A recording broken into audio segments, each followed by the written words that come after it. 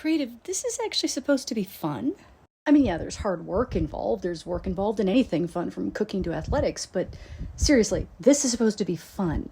If the act of creation fills you with horror and doing it hurts, maybe it needs some reworking. A lot of the time, the problem is standards that just are ridiculous. You know, it's 1,500 words a day or else I fail. Well, that's not a realistic standard. Fun often means just being willing to make something that's not so great and see it for what it is, its growth, an attempt. You enjoyed it and you move on.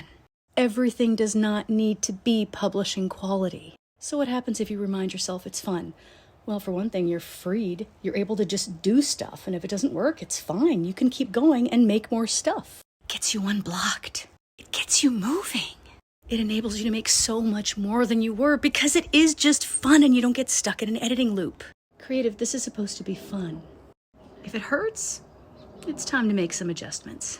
You can do this. You can find that fun again, I promise. It's not lost. Sit down with me now and let's make something new.